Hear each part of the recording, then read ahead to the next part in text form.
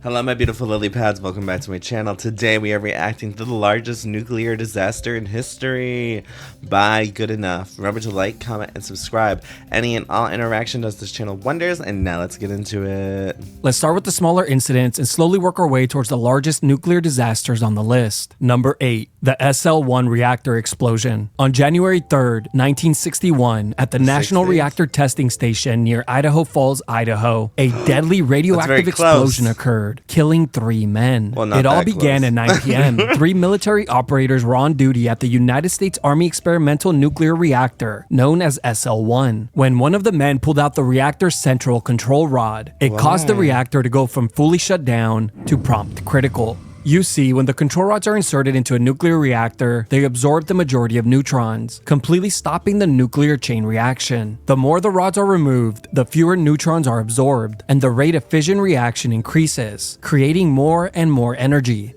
Damn, we learning today. I did not know any of this shit. That's actually very interesting. I always wondered, how did they manage to keep them sustained, you know? Like, keeping them without exploding? That's pretty cool.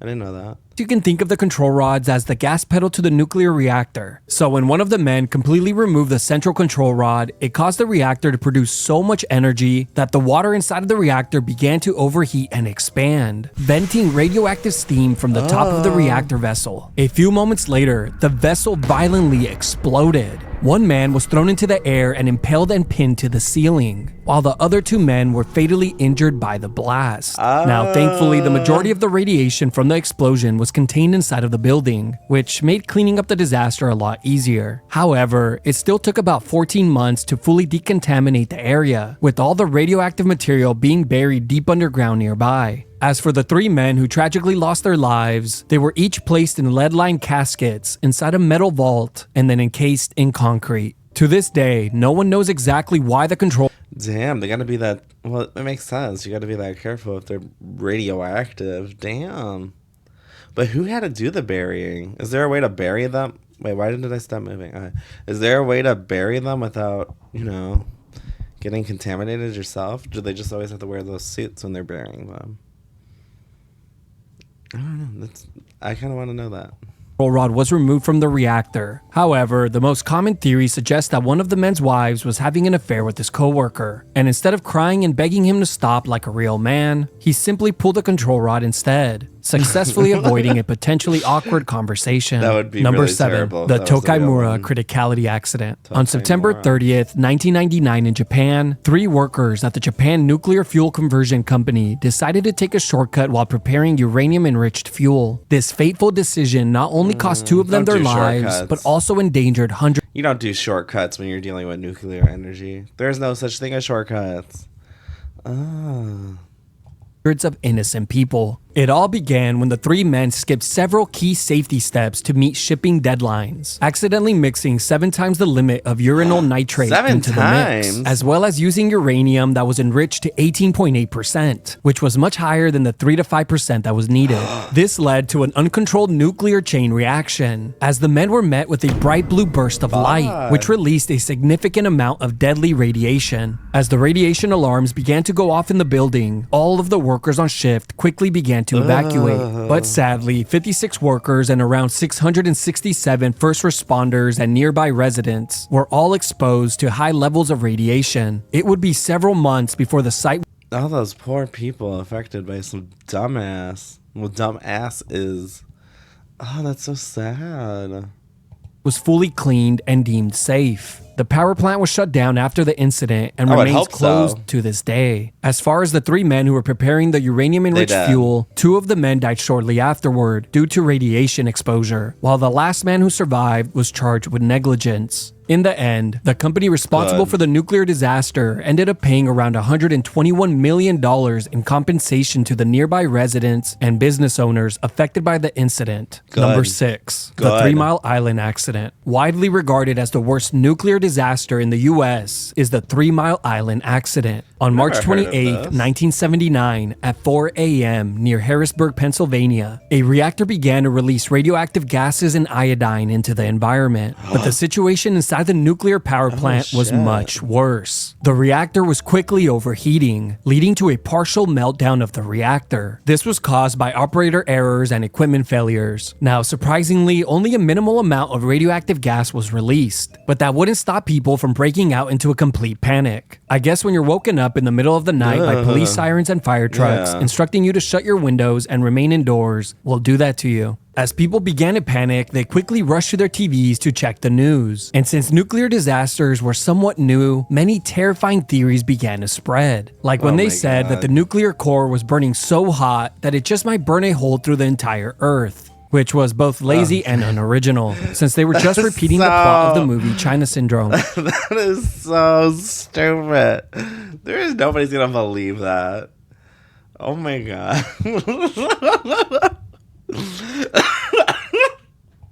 So in a time of panic, naturally, people began to look at officials for guidance and reassurance. Thankfully, later that day, the vice president of the company that owned the power plant went on TV to answer questions. When asked what they were doing to solve the issue, he responded with, "I don't know why we need to tell you each and everything that we do." Which, of course, is always a great way to put people at ease. This disaster would spark the anti-nuclear movement of the 1970s and 1980s and would lead to massive reform in the way nuclear power plants would be built in the future. Now, thankfully, the entire area was cleaned up by 1993, and there have been no fatalities linked to this disaster. Well, at least none that they're claiming responsibility for. Number 5, the Windscale Fire. The Windscale Fire was the deadliest nuclear disaster in the UK's history. On October 10th, 1957, at the Windscale nuclear reactor facility in the UK, a dangerous and radioactive fire broke out. Due to a failure... I didn't know the UK used nuclear energy. Do they still use nuclear energy? Oh, I didn't know that. The temperature control system, which caused the reactor's core to overheat and the uranium fuel cartridges to rupture. As the fire began to grow in size, the operating crew attempted to fight the fire, first by turning up the fans and running them at maximum speed, which only fed the flames and made the situation much worse. Then they tried pouring liquid carbon dioxide on the flames, which had no effect. They then tried pouring water on the fire.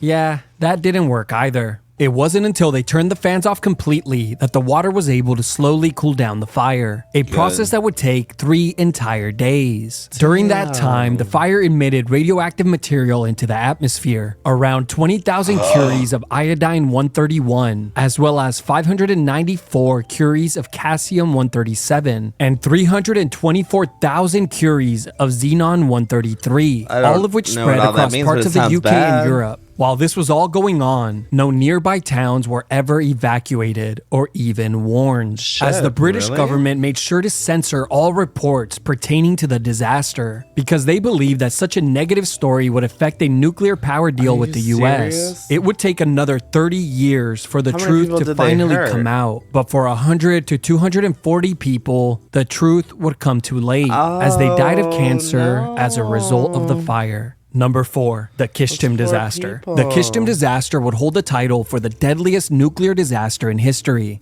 Well, at least for a few years. This is perhaps the most disgusting entry on the list, simply because of how terribly built the nuclear plant was, as it had been constructed as fast as humanly possible. Another reason why it was so disgusting was the way that they dealt with the radioactive nuclear waste. You see, all nuclear waste was just dumped into the nearby river, which took it downstream past many villages, before settling in Lake Kizilstash. Once that lake was completely destroyed, they began dumping the waste in the next nearest lake, Lake Karachay, successfully making it the most polluted place on Earth. Today, if you were to stand on its shore for just 30 minutes, you would die of radiation exposure. But now that you have a rough idea of how this operation was run, let's talk about the actual nuclear disaster. On September 29th, 1957, at the Mayak plant in the Soviet Union, an explosion the size of around 70 tons of TNT occurred. The explosion was ignited within a 27-foot deep cooling container used to store nuclear waste. The cooling system on the container was designed to prevent something like this from happening, but it had failed a few days prior and was never fixed. So when the nuclear material began to heat up, it eventually eventually caught fire and exploded, sending nuclear waste flying in all directions, including into the nearby city. The radioactive smoke from the fire would also travel northeast, crossing many villages, towns, and cities. And of course, like the nuclear disaster before, no one was warned or evacuated. Because you guessed it, the government wanted to keep the It's like, so I assume if you live near a nuclear power plant, you're just going to be fucked eventually. Like, what the fuck?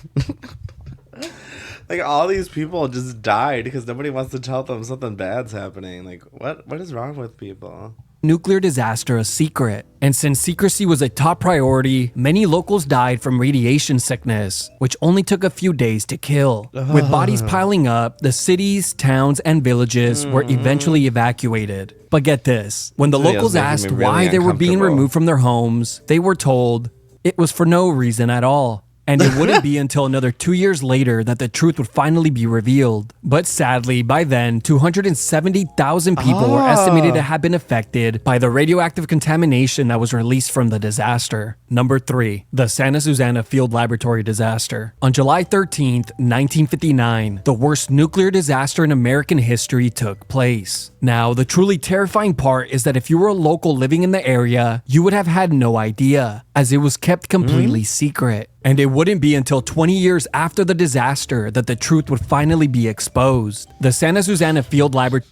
Did something like pass 20 years after all these events happened? Like, was there some like new bill or something? Or did everyone just feel like, it's time for my nuclear confession? It's like, what the fuck is going on? There's a trend in all of these. Like, nobody wanted to admit their mistakes, but they seem to all admit them around the same time.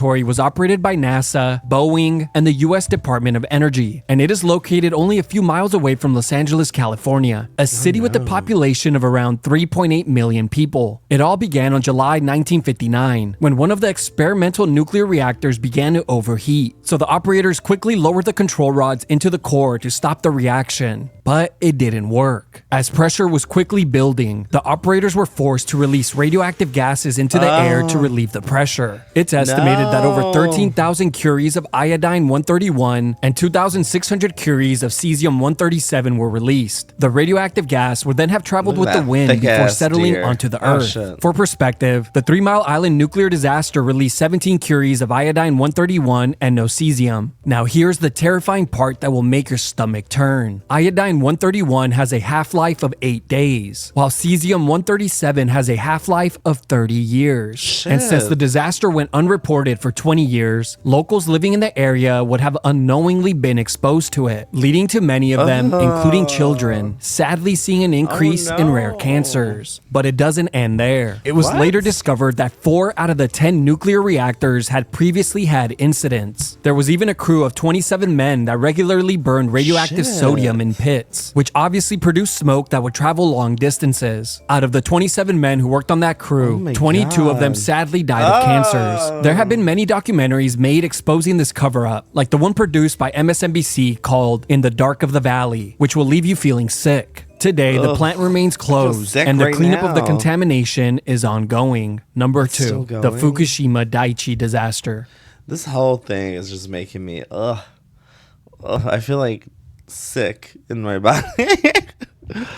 It's not good. The Fukushima Daiichi disaster was one of the worst nuclear disasters in history, and it couldn't have happened at a worse time. On March 11th, 2011, Japan was hit with multiple disasters, beginning with a 9.0 earthquake that violently shook the country. But this was just the beginning. 30 minutes later, a massive tsunami also hit Japan, destroying their electrical power systems. Now, if this wasn't bad enough, soon after the power went down, one of Japan's largest nuclear plant reactors began to overheat. And with no electricity, the cooling system could not operate. The 3 reactors on site turned into ticking time bombs. The first reactor exploded the following day on March 12th, with the next reactor exploding on March 14th, then another on March 15th. The nuclear disaster was categorized as a level 7 on the International Nuclear Event Scale, the highest and most severe rating, due to the vast amount of radioactive material released. Now, surprisingly, only 1 person died in direct connection to radiation exposure. But perhaps the bigger tragedy was the 165,000 people who were displaced due to the incident, as they were not allowed to return or were too scared to return home. Number 1, the Chernobyl disaster. I mean, we all saw this one coming. Chernobyl is easily the largest and deadliest nuclear disaster in history, and it's not even close. On April 26, 1986, at the Chernobyl nuclear power plant near Pripyat, Ukraine, an explosion occurred that forever changed the lives of hundreds of thousands of people. The disaster occurred while operators were running a test, which included removing the majority of the control rods, causing the water in the reactor to overheat. They also lost control of the cooling system, causing extreme pressures inside the reactor. Eventually, at 1:23 a.m., the reactor exploded, sending the largest amount of radioactive smoke and gases into the atmosphere, the equivalent of around 400 Hiroshima atomic.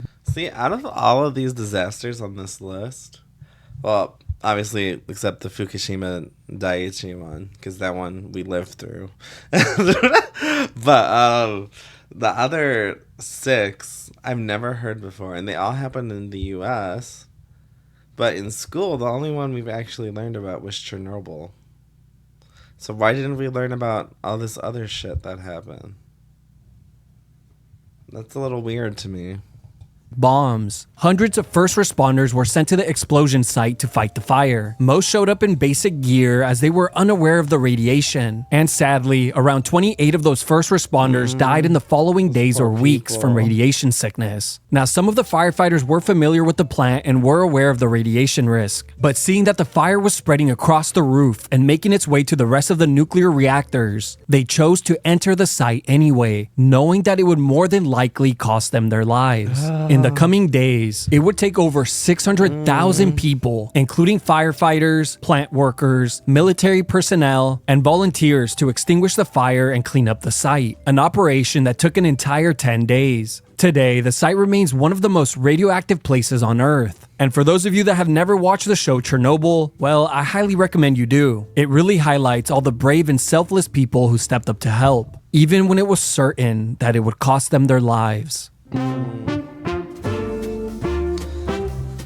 So this video was like a bring me down. It was really interesting. It was very educational because a lot of the stuff I had no idea.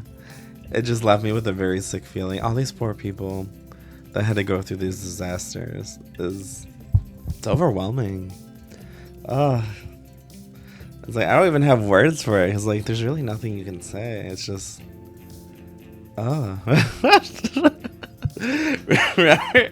remember to like, comment, and subscribe. And I'll see you guys again soon. Thank you for watching this with me, even though now I feel sick to my stomach. Bye.